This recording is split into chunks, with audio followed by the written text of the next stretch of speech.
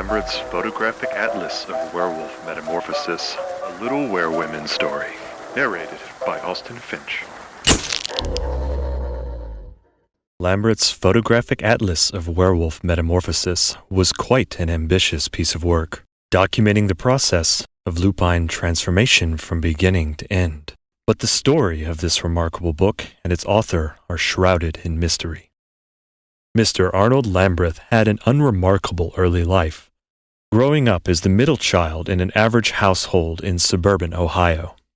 He was not remarkably artistic or gifted according to his teachers, friends, and family, nor did he have much interaction with werewolves, as there were no lupine packs living in his hometown. In 1898, when he turned 18, he joined the U.S. Army. Lacking sufficient marksmanship for the rifle corps and having no other definable skills, he was assigned to be a junior photographer's assistant, responsible for taking pictures for training manuals and newspaper articles. In this role, he was frequently deployed to camps and installations where regiments of wolf soldiers were stationed and, for the first time in his life, was able to get to know several of them, observing them closely during maneuvers. He was said to be fascinated by their ability to transform on command, and was neither disgusted nor frightened by them.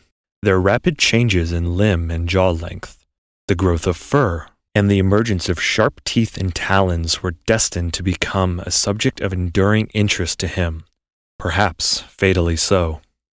After leaving the army in October 1900, Lambreth inherited a little money from an elderly aunt, enough to enable him to go to New York, rent a small studio, and try his luck at professional photography.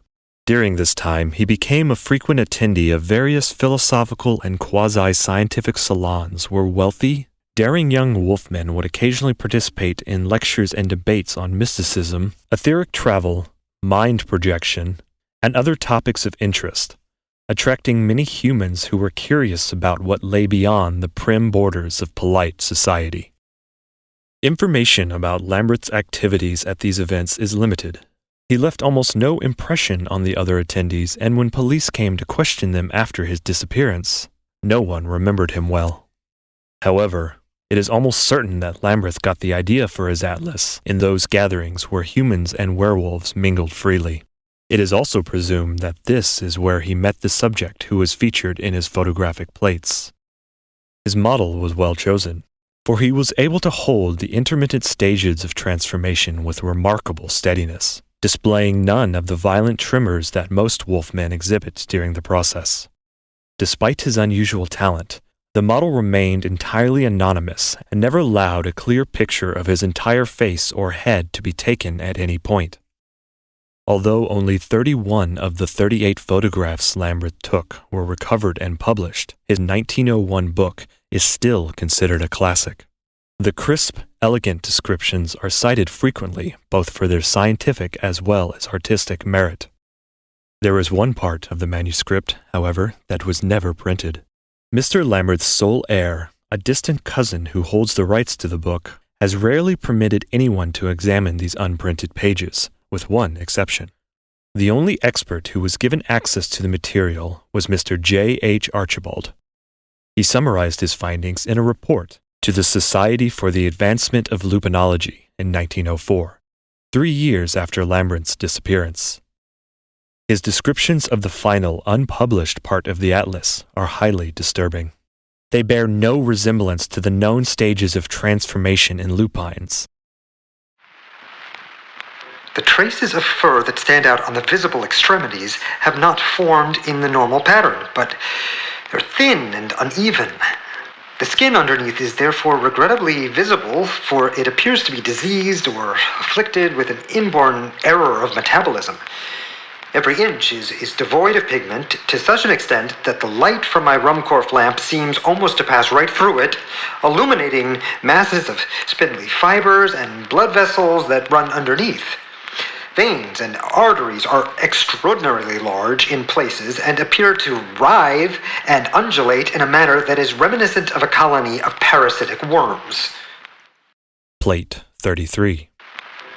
This skin, if such a word can be applied to a surface which looks to be wrong side out, swells and stretches as the upper and lower limbs continue to elongate, far beyond what nature could have ever intended, until the figure before me can hardly unfold itself, even under the lofty 12-foot ceiling of this locked studio.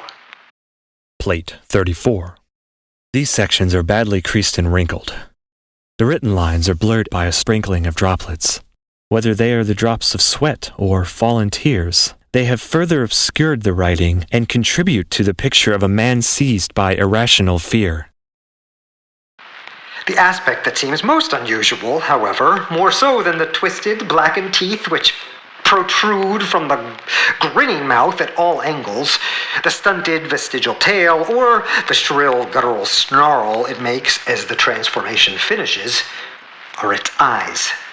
They are a terrible, rageful red, harsh and resentful of all that walks, crawls, flies, or swims on the surface of our world. Plate 35. It speaks to me now, and as it opens its jaws, I can glimpse a tongue that must be bisected in multiple places, for parts of it move independently and randomly, slithering out almost like a writhing mass of serpents. The lamp is dying and the doors are locked. The studio has no window, so there is no other source of light but the glow of those ravenous red eyes. Plate 36. It is obvious from the last few pages that by the end, he was overwhelmed by extreme emotion. It speaks to me of things that living beings should never hear. It sings a blasphemous song that makes me weep in agony. I would cover my ears to block out the sound, but I have been warned if I try to do it again, I will live the last minute of my life without ears or hands attached. Plate 37.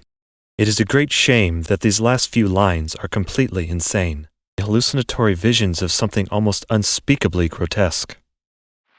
I am blessed to hear the song of the maw, the dark litany. I am the first human in an untold eon to kneel in prayer and to close my eyes so that I may witness the majesty of the unseen face. There are those who would say it is lightless, but this is not so. There is a light there, a colorless light that glistens in the boiling darkness of the maw. Plate 38. I am permitted to take one last photograph, the greatest image ever captured. My heart has never known such joy. There, the writing fades into a blurry smear, obscured by a spatter of darker droplets. However they came to be, I believe they are the last traces of the sad life and bizarre death of Mr. Arnold Lambreth. According to the police report, Arnold Lambreth vanished sometime during the night or early morning of January 25, 1901. Along with his camera, his clothes were found in the studio where he worked, neatly folded alongside the pages of his manuscript in a stack of crisp, well-developed photographic plates. His body was never found, nor has anyone ever determined the identity of the model, whose photographs grace the pages of Lambreth's Photographic Atlas of Werewolf Metamorphosis.